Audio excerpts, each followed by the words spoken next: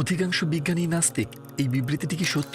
বিজ্ঞান আগামী 100 বছরে কোথায় পৌঁছাবে বলে মনে করেন? মানুষ যখন বাইরে বের হবে তখন তারা কেমন বিশ্ব দেখতে পাবে? সম্ভবত ভবিষ্যৎ সম্পর্কে আমরা যা কিছু শুনি সবকিছুই মিথ্যা, কিন্তু সম্ভবত আগামী 50 বছরে বা 100 বছরে আমরা এমন কিছু দেখব যা আমরা হয়তো এখন ভাবতেও পারছি না। সেগুলো মানুষের চিন্তারও বাইরে। এখন থেকে 50 বছর পরে মানুষ যখন এই যুগের দিকে ফিরে তাকাবে, এই যুগকে প্রস্তর যুগের মতো দেখাবে। ভবিষ্যতে সকল বিজ্ঞানী আমার মনে হয় দৃঢ় বিশ্বাসী হবে এবং খুবই সচেতন বিশ্বাসী হবে। তারা জানবে তারা কেন বিশ্বাস করবে আর কাকে বিশ্বাস করবে। পৃথিবী তখন একটা ভিন্ন স্থান হয়ে যাবে। আসসালামু আলাইকুম অধ্যাপক ইউনুস সেঙ্গেল। টুয়ার্ডস ইটার্নিটিতে আপনাকে স্বাগতম। আমাদের আমন্ত্রণ গ্রহণ করার জন্য ধন্যবাদ। আপনাকে পেয়ে আমরা সম্মানিত বোধ করছি। আমরা জানি আপনি প্রকৌশল প্রযুক্তিতে ব্যবহৃত বেস্ট সেলিং বইসমূহের লেখক। আপনার পুরস্কারজয়ী কাজ রয়েছে যেগুলো অনেক ভাষায় অনুদিত হয়েছে। আপনি কোন ধরনের কাজ এই পর্যন্ত করেছেন এবং এখনো করে যাচ্ছেন? প্রশিক্ষণের ভিত্তিতে আমি একজন যন্ত্র প্রকৌশলী। আমি আমার বিএস শেষ করেছি ইস্তাম্বুল টেকনিক্যাল ইউনিভার্সিটি থেকে, আর তারপর আমি মাস্টার্স আর পিএইচডি করেছি ইউএস এর নর্থ ক্যারোলিনা স্টেট ইউনিভার্সিটি থেকে। তারপর আমি বহু বছর ধরে রেনোর ইউনিভার্সিটি অফ নেভাদার ফ্যাকাল্টি মেম্বার ছিলাম। আর আমার বিশেষায়িত বিষয় হলো এনার্জি। আমি জানেন তো, আমি বই লিখি, আমি আর্টিকেল লিখি আর এনার্জি সম্পর্কে বক্তব্য দিই। বিজ্ঞান আগামী 100 বছরে কোথায় পৌঁছাবে বলে মনে করেন? মানুষ যখন বাইরে বের হবে তখন তারা কেমন বিশ্ব দেখতে পাবে? আরে তুমি সম্ভবত ভবিষ্যৎ সম্পর্কে আমরা যা শুনি, ধরুন আজ থেকে 50 বা 100 বছর পর সবকিছুই ভুল। আমি আপনাকে বলতে পারি আমার ধারণা, তবে আবার বলছি সম্ভবত আমার ধারণা অনেক অপ্রতুল হতে পারে। কেন? কারণ আমরা চিন্তা করছি বর্তমানে দৃশ্যমান আর উপলব্ধ জিনিস নিয়ে, আর আমরা শুধু সেগুলিরই বিস্তৃতি ঘটাই মাত্র। কিন্তু সম্ভবত 50 বছর বা 100 বছরে আমরা এমন সব কিছু পাবো যেগুলো আমরা চিন্তাও করিনি। এগুলো মানুষের চিন্তারও বাইরে। এগুলো খুবই চমৎকার হবে, আর ভালো জিনিসগুলো আমার মনে হয় অসাধারণ হবে, কিন্তু খারাপ জিনিসগুলো হবে খুবই ভয়ানক। আমি ডার্ক ম্যাটার, ডার্ক এনার্জির কথা বলেছি। আমরা সেগুলো উপলব্ধি করতে পারি না, সেগুলো পরিমাপ করতে পারি না, আমরা সেগুলো অনুভব করি না। আমরা জানি সেগুলো আছে, সেগুলো অস্তিত্বশীল, কিন্তু পদার্থবিদ্যার সাথে ক্রিয়াশীল নয়। আর এখন চিন্তা করুন, আমরা ডার্ক ম্যাটার, ডার্ক এনার্জি ভালোভাবে বুঝি এবং সেগুলো আমাদের নিয়ন্ত্রণে আছে। মনে করুন এগুলোকে নিয়ন্ত্রণ করার ক্ষমতা আমাদের আছে। পৃথিবীতে এটা হবে একটা নতুন খেলা। অর্থাৎ আমরা এমন কিছু করতে পারবো কাঁচামাল দিয়ে যেগুলো হয়তো এই নশ্বর পৃথিবীর সাথে সম্পর্কিত নয়। যেমন এগুলো হতে পারে ইলেকট্রন, প্রোটন, নিউট্রন বা ফোটন বা অন্য কিছু দিয়ে তৈরি, সম্পূর্ণ আলাদা, এখনো প্রভাব ফেলেই যাচ্ছে। ধরুন আপনি একটি কার বানাবেন অথবা যানবাহন বা এমন কিছু একটা যার ওজন নেই, যার কোনো ঘর্ষণ নেই এবং এটি অনেক জিনিসেও সীমাবদ্ধ নয়। কে জানে সেভাবে আমরা কেমন যানবাহন পেতে যাচ্ছি, সেরকম একটা পরিবেশে। এটা খুব কঠিন, ভবিষ্যতের কল্পনা করা সত্যিই কঠিন, কিন্তু নিশ্চিতভাবেই আমি মনে করি এখন থেকে 50 বছর পরে মানুষ যখন আমাদের সময়ের দিকে তাকাবে, এই সময়কে তারা প্রস্তর যুগের মতো দেখবে। আর এজন্যই আমি মনে করি যে আমরা পাবো তার ভিত্তিতে ভবিষ্যৎ সম্পর্কে আমাদের যে ধারণা তা আমাদের প্রকৃত প্রাপ্তির চেয়ে অনেক বেশি অপ্রতুল হতে পারে। অধিকাংশ বিজ্ঞানী নাস্তিক। এই বিবৃতিটি কি সত্য? এমন ধারণা কেন করা হয়? এমনও চিন্তা করা হয় যে কেউ বিজ্ঞানের সাথে যত বেশি জড়াবে সে বিশ্বাস থেকে ততটা সরে যাবে। এটি নিয়ে কি ভাবছেন? আপনি যদি পরিসংখ্যান দেখেন, সাধারণ মানুষ এবং বিজ্ঞানীর মধ্যে, মানে সাধারণ মানুষদের মধ্যে প্রায় 90 ভাগই তারা স্রষ্টায় বিশ্বাসী। আপনি যদি এই পৃথিবীর বিজ্ঞানীদের দিকে তাকান, অনুপাতটি 50 ভাগের মতো হবে, যা মোট বিজ্ঞানীদের সংখ্যার অর্ধেক। সাম্প্রতিক গবেষণায় আমি দেখেছি তারা ক্ষমতাশীল সত্তায় বিশ্বাসী, ঊর্ধ্বতন কর্তৃপক্ষ একজন স্রষ্টায়। অর্থাৎ এই ধারণাটি যে বিজ্ঞানীরা স্রষ্টায় বিশ্বাস করে না তা মোটেও সত্য নয়। অর্থাৎ গবেষণা এটিকে সমর্থন করে না, তাদের অধিকাংশই বিশ্বাসী। সম্ভবত যারা বিশ্বাস করে না তারা সেটাকে বেশি মাত্রায় প্রকাশ করে থাকে, তাই হয়তো আমরা বেশি শুনতে পাই, অথবা বেশি দৃষ্টি আকর্ষণের জন্য হয়তো এমন করে। কিন্তু কোনো দ্বন্দ্ব নেই বিজ্ঞান আর বিশ্বাসের মধ্যে, যেটা বেমানান। কারণ সাধারণত বিজ্ঞান আলোচনা করে, দৃশ্যমান পদার্থের অস্তিত্ব নিয়ে কাজ করে, আর ধর্ম অদৃশ্য বিষয় নিয়ে কাজ করে, যেমন দেবতা, ফেরেশতা। তাই যখন কোনো বিজ্ঞানী বলেন উদাহরণস্বরূপ হ্যাঁ একজন স্রষ্টা আছেন, এটা তার বিশ্বাসকে প্রতিফলিত করে। যখন একজন বিজ্ঞানী বলেন ও মৃত্যুর পরে কোনো জীবন নেই উদাহরণস্বরূপ, তাহলে সেটিও তার বিশ্বাসকে প্রতিফলিত করে। এটা বিজ্ঞানের সাথে সম্পর্কিত নয়, কিন্তু বিজ্ঞানে নাস্তিকতা আবশ্যক নয়, এমন কোনো কিছুই নেই। তাই আপনি যা ব্যাখ্যা করলেন তার ভিত্তিতে বলা চলে যে এর মাধ্যমে সহজেই এই সিদ্ধান্তে পৌঁছানো যায় যে আধ্যাত্মিক কোনো জগতের অস্তিত্ব রয়েছে। তাহলে এই জ্ঞানী লোকগুলো কেন এই উপসংহারে পৌঁছাতে পারে না? কোন জিনিসটি তাদের বাস্তবতা বুঝতে বাধা দেয়? এখানে অনেক কারণ রয়েছে। আমার মনে হয় একটা হলো অহংবোধ। অনেক বিজ্ঞানীরই বড় অহংবোধ আছে এবং তারা মনে করে যে জানেন তো তারাই সবচেয়ে বিজ্ঞ ব্যক্তি। আর যখন তারা চিন্তা করে এমন একটা সত্তার যে সব কিছু করতে পারে, যে দেখে পুরো ব্রহ্মাণ্ডকে, এমন সত্তাকে কল্পনা করা তাদের জন্য অনেক বেশি কঠিন, কারণ তাদের গবেষণায় তারা এমন কাউকে কখনোই দেখেনি। তারা দেখেনি এমন কিছু সম্পর্কে যখন আপনি কথা বলতে যাবেন তারা তা থেকে দূরে থাকবে। তারা বলবে আমাকে সেরকম কিছু দেখাতে পারবে কি? তারা কারণ প্রভাব সম্পর্কটা দেখে এবং তারপর তারা ভাবে যে কারণ জানাটাই তাদের জন্য যথেষ্ট। তারা এতে অন্ধবিশ্বাসী। তারা দৃশ্যের পেছনের অদৃশ্য হাতকে দেখতে পায় না, কারণ প্রতিবারের কাজের জন্য একই ফলাফল পাওয়া যায়। যেমন ধরুন আপনি হাইড্রোজেন এবং অক্সিজেন মেলালে প্রতিবারই পানি পাবেন এবং প্রতিবারই এখানে এটি স্বয়ংক্রিয়ভাবে ঘটে। যেমন ধরুন আপনি মাটিতে একটা বীজ ফেললেন আর অপেক্ষা করলেন, আর আপনি দেখলেন যে সেই বীজ থেকে আগে শেকড়, তারপর পাতা, তারপর কাণ্ড ইত্যাদি ইত্যাদি তৈরি হচ্ছে, যা আপেল, চেরি ইত্যাদি দিচ্ছে। অর্থাৎ এখানে কারণের আশ্রয় নিলে ফলাফল এমনিতেই ঘটে। আপনি লক্ষণ দেখতে পান যে এটা নিজে থেকেই ঘটে যাচ্ছে, কারণ এটা অনেকটাই সহজ। আর এতে একটা মোহ তৈরি হয় যে সবকিছু এমনিতেই ঘটে এবং পদার্থের সকল শক্তি আর সূত্রই যথেষ্ট, সেগুলো যথেষ্ট নয়। যেমনটা পূর্বেই বলেছি, এমনকি একটা সূঁচ, একটা সামান্য সূঁচ, একদিকে একটা ছিদ্র এবং অন্য প্রান্তে একটা ধারালো পৃষ্ঠ, পদার্থের সূত্র এবং শক্তি এটা করতে পারে না। আপনি যদি প্রত্নতাত্ত্বিক খননের সময় এটি খুঁজে পান, আপনি বলবেন সেখানে এমন ব্যক্তি ছিল যাদের উদ্দেশ্য, যাদের জ্ঞান এবং যাদের সেটি করার সক্ষমতা ছিল। কিন্তু যখন তারা বলে তারা দেখে একটা আপেল গাছ, তারা দেখে একটা কোষ, যখন তারা একটা কোষ দেখে যেখানে বিলিয়ন বিলিয়ন পরমাণু একত্রে কাজ করছে, যখন তারা একটা পাতা দেখে যা রাসায়নিক ফ্যাক্টরির মতো কাজ করে, কোনোভাবে এখানেই তারা ভুল করে তাদের যুক্তি ব্যবহার করতে। এর মানে হলো এখানে অবশ্যই এমন কিছু আছে যা পদার্থের সূত্র এবং শক্তিরও ঊর্ধ্বে, কারণ এখানে আমরা অনেক জ্ঞান দেখতে পাই, বৃহৎ উদ্দেশ্য দেখতে পাই এবং পদার্থের সূত্র এবং শক্তি উদ্দেশ্যমূলক নয়। তাই আমি মনে করি তারা এই সিদ্ধান্তে আসবেই। তাই আমি মনে করি আমাদের বৈজ্ঞানিক সম্প্রদায় সঠিক পথের দিকে এগিয়ে যাচ্ছে। এখানে এর বাইরেও কিছু রয়েছে। ভবিষ্যতে সকল বিজ্ঞানী হবে, আমি মনে করি, দৃঢ় বিশ্বাসী এবং খুবই সচেতন বিশ্বাসী হবে।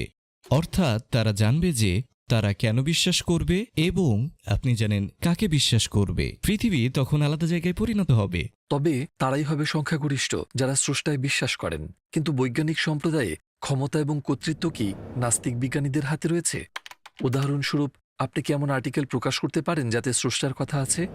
আমি এখানে কোনো সমস্যা দেখি না। আমার গবেষণার ক্ষেত্র এবং বিশেষত্ব হলো শক্তি, এবং এতে কোনো আদর্শগত জ্ঞাতার্থ নেই। মানে শক্তি তো শক্তি। তাই পদার্থ বিজ্ঞানে তো বলতে গেলে পদার্থ, রসায়ন, প্রকৌশলে আমাদের কোনো সমস্যা নেই। কিন্তু জীববিজ্ঞানের ক্ষেত্রে যখন জীবন্ত প্রাণী অন্তর্ভুক্ত হয়, আমার মনে হয় সেখানে অনেক কুসংস্কার রয়েছে।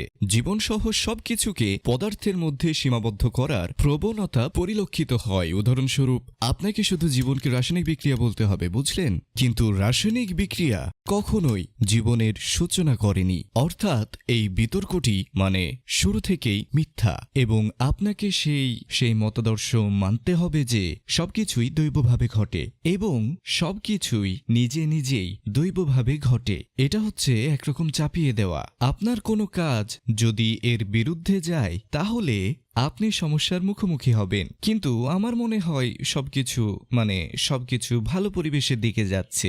ধরা যাক অতীতে পদার্থ ছিল সবকিছু বস্তুবাদী বিশ্বদৃষ্টি থেকে, কিন্তু এখনকার দিনে আমি মনে করি পুরো বৈজ্ঞানিক সম্প্রদায় একমত যে আসলে পদার্থই সবকিছু নয়, জ্ঞানই সবকিছু। এখন অনেক বিখ্যাত প্রকাশক বলে থাকেন জীবনকে জ্ঞান হিসেবে, যা মূলত অশারীরিক। এটা জ্ঞান, কোনো প্রতীক নয়। যেমন মনে করুন ডিএনএ জ্ঞানের কথা বললে এগুলো মূলত কিছু প্রতীক। এখানে পরমাণুর ক্লাস্টার রয়েছে, তাই না? এবং এগুলো এইগুলো জ্ঞানকে অথবা তথ্যের প্রতীকে চিত্রিত করে শক্তিশালী, বোধগম্য এবং দক্ষ প্রতিনিধি হিসেবে, যেগুলো আসলে তা না। তো এইগুলোতে ঘাটতি রয়েছে, কিন্তু আমার কাছে এটা একটা অগ্রগতি। অর্থাৎ জ্ঞান হলো গুরুত্বপূর্ণ, এবং যে জ্ঞান ক্রিয়াশীল তা অবশ্যই গুরুত্বপূর্ণ। এবং এভাবেই আমার মনে হয় একসময় মানুষ দেখবে যে জ্ঞানের প্রতীকসমূহ আসলে সক্ষম কোনো উৎস নয়। ধরুন একটা রেসিপি, কিভাবে একটা কেক বানাতে হয়, ঠিক আছে? আপনাকে কেকের সকল উপাদান দেয়া হলো এবং সেখানে জ্ঞান হিসেবে একটা রেসিপি দিলেন। এখন ধরুন কেউ একজন বলছে, ও এখানে তো তথ্য রয়েছে, এবং এ সকল তথ্যই এ সকল উপাদানকে ব্যবহার করে একটা কেক তৈরি করবে। এমনটা কখনোই ঘটে না। অর্থাৎ এখন তারা তথ্যকে চিত্রায়িত করে বোধগম্য, শক্তিশালী সত্তা হিসেবে। এখনও একটা মোহ রয়েছে, কিন্তু আমার মনে হয় একসময় তারা বুঝবে এবং তারা দেখবে যে পরমাণুর এই ক্লাস্টারগুলো, সেটা জিন বা যাই হোক না কেন, অথবা রেসিপি বইয়ের একটা শব্দ বা বাক্য, তারা কিছুই করতে পারে না। তারা নিজেকে পড়তে পারে না, তারা এগুলো বুঝতে পারে না, এবং তারা স্বভাবতই সেসব নির্দেশনা নির্বাহ করতে পারে না। আপনি যদি দেখেন একটা কোষ, উদাহরণস্বরূপ, অর্থাৎ জিনের আরএনএর অনুলিপি, তারপর সঠিক অ্যামিনো অ্যাসিড ব্যবহার করে তারা সঠিক প্রোটিনটি তৈরি করে। তারা পুরো কৃতিত্ব দেয় জিনকে, নির্দেশনাসমূহকে। নির্দেশনা কিছুই করতে পারে না। নির্দেশনাগুলো অনুসরণ করে আপনাকে কাজ করতে হয়। উদাহরণস্বরূপ ধরুন আপনি কিছু একটা পেলেন, ধরুন একটা সাইকেল অর্ডার দিলেন, এটাকে গড়তে হবে, এতে নির্দেশনা দেওয়া থাকে, তাই না? এবং আপনি অংশগুলো নিলেন, তারপর নির্দেশনাগুলো নিলেন এবং অপেক্ষায় থাকলেন যে নির্দেশনাসমূহ অংশগুলোকে জুড়ে দেবে। এমনটা ঘটে না। একদম সহজ যুক্তি। আপনার একটা এজেন্সি দরকার যেটা পড়তে পারে ও বুঝতে পারে এবং অংশগুলোকে জুড়ে দেওয়ার দক্ষতা রাখে, সেই ক্ষমতাও থাকতে হবে। অন্যান্য বিষয়ভিত্তিক গুণাবলী যেমন সচেতনতা, স্বাধীন ইচ্ছা, প্রবৃত্তি, এমনকি কিছু শুরু করা প্রবৃত্তিও দরকার। আবারও এখানে প্রতীক বা অন্য কিছুর সাথে সম্পর্কহীন। ধরুন একটা টেলিফোন, যেমন সেলফোন, অনেক কাজ করে, তাই না? সেটা মস্তিষ্কের মতো, কিন্তু সেলফোন নিজেই কাউকে কল দিতে পারে না, সেগুলো নিষ্ক্রিয়, প্রতীকসমূহ কিছুই করতে পারে না। আমাদের বাইরের এজেন্সি দরকার যে বলতে পারে, কাউকে কল দিতে পারে। যেমন ধরুন আপনি কম্পিউটার বা সেলফোনটিকে টেবিলে রাখলেন, সেটা শুধু বসেই থাকবে, তাই না? ওগুলো সেখানে কিছুই করতে পারবে না। তাই আমার মনে হয় আমরা সেটা পারবো। তাই জ্ঞানকে চিনুন, যেটি অস্তিত্বশীল সৃষ্টির কেন্দ্রবিন্দু। এটা প্রধান পদক্ষেপ। তাই আমরা দেখতে পাবো, এবং এখনই দেখা যাচ্ছে, আমি মনে করি আমার পঠিত সকল বই ও আর্টিকেলে জীবনকে উদ্দেশ্যময় বলা হয়েছে। যদি কোনো উদ্দেশ্য থেকে থাকে, তাহলে উদ্দেশ্যময় এক সত্তা অবশ্যই আছেন, এবং এটি যেহেতু উদ্দেশ্যমূলক উপায়ে সম্পাদিত হয়, তাহলে তার মাধ্যমেই জ্ঞান আসে এবং দক্ষতাও এর মাধ্যমে এসে থাকে। এর সাথে সক্ষমতা এবং শক্তিও আসে। এর অর্থ কি এমন যে স্রষ্টা প্রতি মুহূর্তের সকল ঘটনায় হস্তক্ষেপ এবং নিয়ন্ত্রণ করেন? অনেকে এটিকে প্রথম দেখায় সহজে গ্রহণ করতে পারে না। এমনটা কি হতে পারে না যে স্রষ্টা একটি উৎকৃষ্ট পদ্ধতি তৈরি করেছেন এবং সেটিকে একাকী কাজ করতে দিয়েছেন, সৃষ্টির পর কাজকর্ম আমাদের ন্যস্ত করেছেন? তারা এক্ষেত্রে একটা উদাহরণ দেয়, যেমন গ্র্যান্ডফাদার ক্লক। এটা এক ধরনের পেন্ডুলাম যা সামনে আর পেছনে যায়। যখন ঘড়িটি চালু করবেন, সেটা ওই কাজটাই সবসময় করতে থাকবে। আপনি যদি সরল জিনিসের উদাহরণ দেখবেন এতে কোনো সমস্যা নেই, কিন্তু এটা কোনো বিশ্বাসযোগ্য ধারণা নয়, কারণ সব বস্তু এতটা সরল নয়। এই মহাবিশ্ব অনেকটাই জটিল। ধরুন আমাদের একটা কারখানা আছে।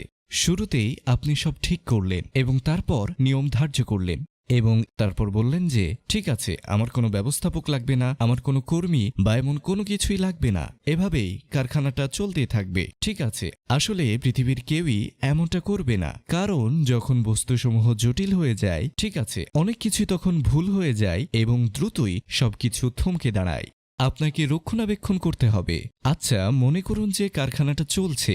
যদি বলি যে এটা এমনভাবে চলছে আপনি নতুন কারখানা করতে পারবেন না, আপনি এখান থেকে নতুন কিছুই পাবেন না, সবকিছুই স্থবির হয়ে পড়বে। অর্থাৎ আজকে মহাবিশ্বের একটা ছবি নিন এবং এরপর একই জিনিস দেখবেন, কিন্তু এই মহাবিশ্বে সবকিছুই পরিবর্তিত হচ্ছে, সবকিছুই প্রতি মুহূর্তে বদলাচ্ছে, নতুন সব ঘটনা ঘটছে, প্রতিদিন নতুন মহাবিশ্ব তৈরি হচ্ছে। মনে করুন আমাদের কিছু ফুল আছে, এতে কলি আসছে, ফুটছে। আবার মনে করুন কিছু প্রাণী, কিছু কোষ তৈরি হচ্ছে। সুতরাং এই পরিশীলিত মহাবিশ্বে কোনো বস্তুকে নিজের উপর ছেড়ে দেওয়া হলো এবং বিশ্বাস করা হলো যে সেগুলো চলবে।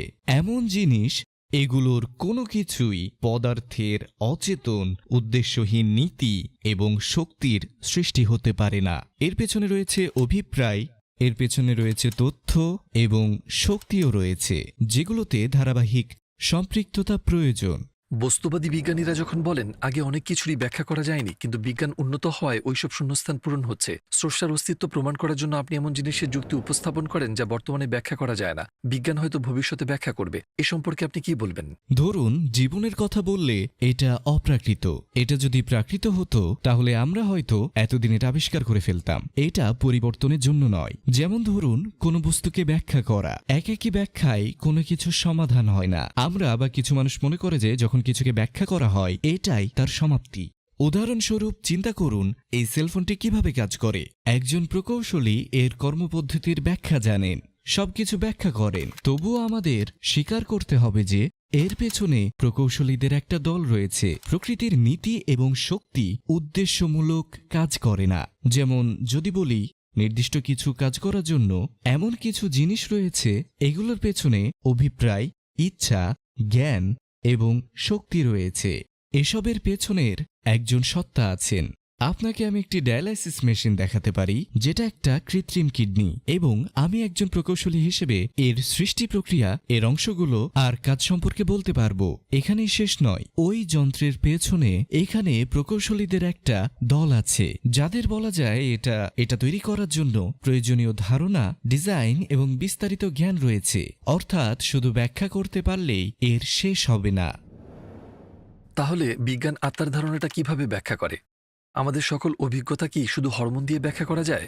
আমাদের সুখ দুঃখকে, ধরুন যখন আনন্দ হয় সেটা কি আমার আত্মার উপলব্ধি, অথবা আমরা সুখী হই কারণ আমাদের শরীরে হরমোন নিঃসৃত হয়? অবশ্যই আমাদের যেসব অনুভূতি হয় সেগুলো বিষয়গত অভিজ্ঞতা, সেগুলো অপ্রাকৃত।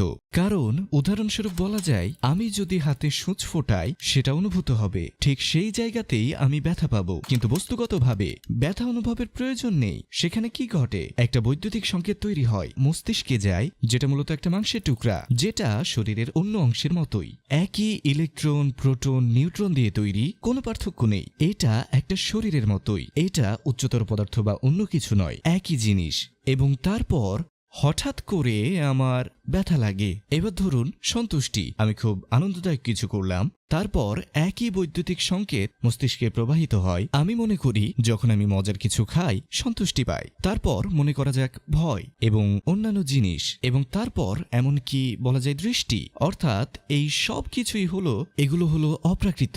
তার কারণ পদার্থ, শরীর, অণু এবং পরমাণু এগুলো কিছুই উপলব্ধি করে না, এগুলো কিছুই জানে না। তারা ইলেকট্রন, প্রোটন, নিউট্রনকে চেনে, কিন্তু তারা বস্তুগত বিষয়কে চেনে না। ধরুন আমি যদি বলি, আপনাকে একটা উদাহরণ দিই, দৃষ্টি, দেখার বিষয়টি। উদাহরণস্বরূপ আপনার মনে হয় আপনি আমাকে দেখছেন, কিন্তু আপনি আমাকে দেখছেন না। আপনি আমাকে দেখছেন না, কিন্তু কেন?